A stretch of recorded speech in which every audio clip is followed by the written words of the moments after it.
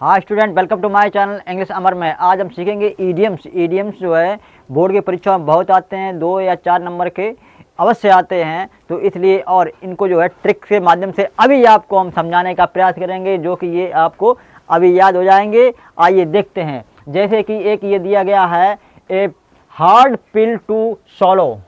A hard pill to swallow, इसका मतलब होता है स्वीकार करने में मुश्किल। कोई चीज़ जो है हम स्वीकार ना कर सकें वो मुश्किल। अब इसको कैसे याद करेंगे?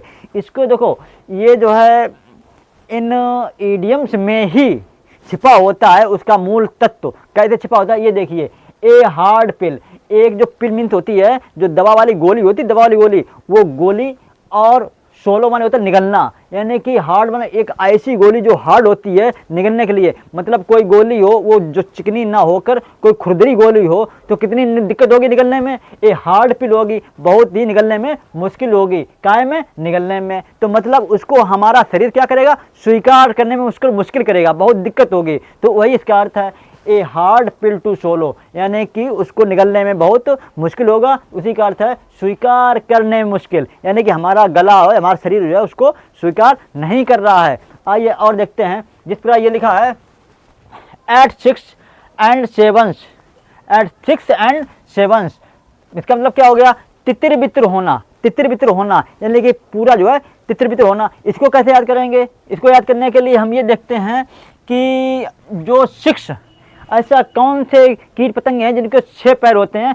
मतलब कि जो 6 पैर होते हैं इसमें होती है मकड़ी। मान लीजिए हमने 6 पैर वाली कौन मकड़ियाँ 7 साथ ली और उनको एक जगह इकट्ठा कर रखने का प्रयास करेंगे, वो कभी एक जगह नहीं रहेंगी। कैसी हो जाएंगी? वो तितर बितर हो जाएंगी। तो इसका मतलब क्या हो गया? तितर बितर होना। मतलब 6 पैर वाली मकड़ी जो है 7 हमने ली और उनको एक जगह पर इकट्ठा करने का प्रयास किया, लेकिन वो इकट्ठे नहीं होंगी, वो तितर बितर अवश्य हो जाएंगे। और इसको एग्जाम्पल में भी समझते हैं। आई फाउंड माई रूम, मैंने अपना कमरा पाया। एट 6 and 7, तितर बितर, मैंने अपना कमरा पाया। कैसा? तितर बितर कमरा पाया, यानी कि फैला फुटका कमरा पाया। और ये आपका ये एग्जाम्पल, इसका एग्जाम्पल नहीं पढ़ा था, इसका एग्जाम्पल पढ़ लेते हैं। Failure of a brilliant student, यानी कि जो ब्रिलियंट स्टूडेंट होता है, होता है, उसका फेल होना क्या होता है? Is a hard pill to swallow, एक मुश्किल होता है उसको जो है ऐसा करने में, स्वीकार करने में। यानी कि एक होशियार बच्चा हो और वो फेल हो जाए तो बड़ा मुश्किल होता है कि ऐसा कैसे हो गया है, मुश्किल होता है इसको जो है स्वीकार करने में। आइए नेक्स्ट देखते हैं।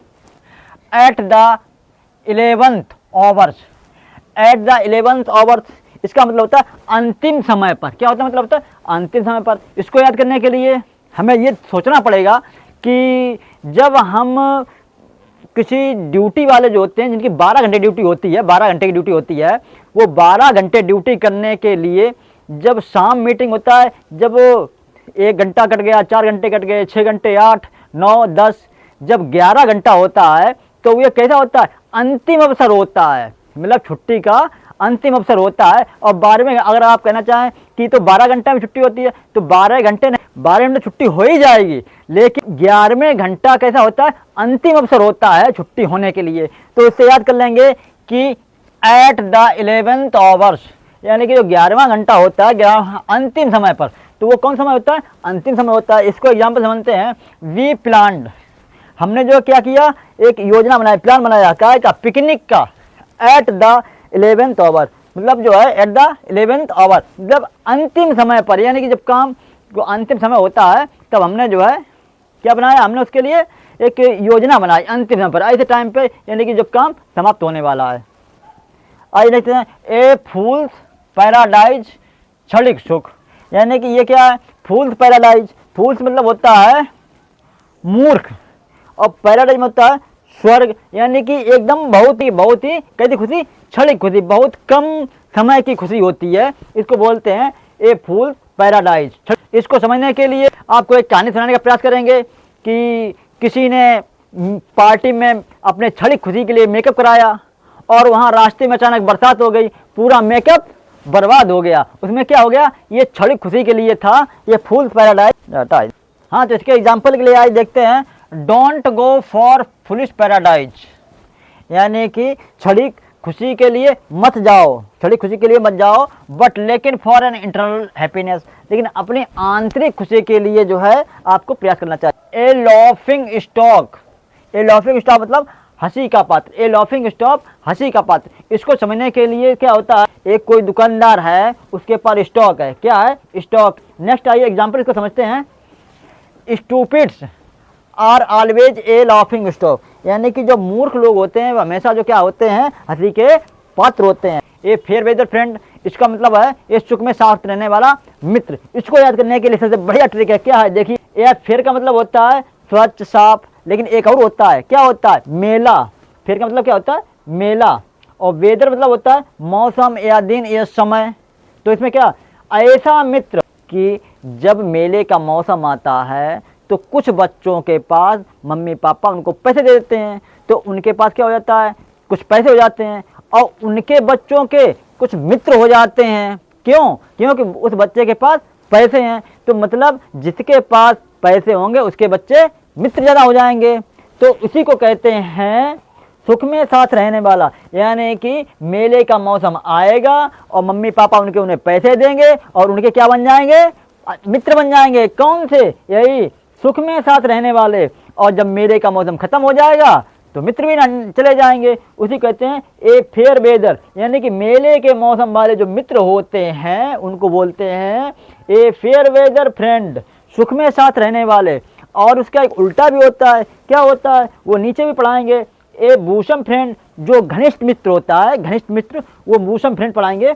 आइए देखते पहले इसका एग्जाम्पल समझते हैं। I always keep distance from a fair weather friend, यानी कि हमें क्या करना चाहिए, हमेशा जो है दूरी बनाए रखनी चाहिए। किनसे, जो ऐसे मित्र होते हैं कि केवल सुख में साथ देते हैं और किसी समस्या में साथ नहीं देते हैं। तो ये एग्जाम्पल हो गया। नेक्स्ट है ये ए बूसम फ्रेंड, घनिष्ठ मित्र। इसको समझने की ये बहुत ही जो है इंपॉर्टेंट है और बहुत ही बोर्ड परीक्षा में पूछा जाता है। ए बूसम फ्रेंड, ये क्या है, घनिष्ठ मित्र है। इसको याद करने के लिए ट्रिक है, क्या ट्रिक है, ये ए बूसम फ्रेंड, ए और बी इन दोनों को अगर मिला दिया जाए तो मेरे हिसाब से हमें लगते हैं कि ये बूसम फ्रेंड है। कैसे बूसम फ्रेंड है, ये जहाँ भी लिखे जाएंगी ABCD, आज से लेकर जब से वर्णमाला अंग्रेजी की शुरू हुई ABCD, ये दोनों इतने घनिष्ठ फ्रेंड हैं कि ए और बी हमेशा साथ रहते हैं। तो मतलब ए बूसम फ्रेंड मतलब हो गया है घनिष्ठ मित्र, घनिष्ठ मित्र।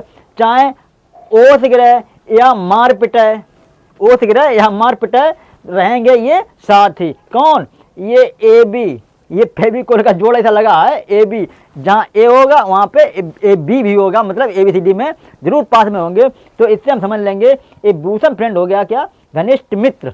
और एग्जाम्पल इसका है a bosom friend will always help you, यानी कि एक घनिष्ठ मित्र जो होगा आपकी हमेशा मदद करेगा। उम्मीद है हमारा वीडियो पसंद आया होगा। यदि पसंद आए तो लाइक कर, पहली बार आए चैनल पर तो सब्सक्राइब करें। इसी के साथ जय हिंद।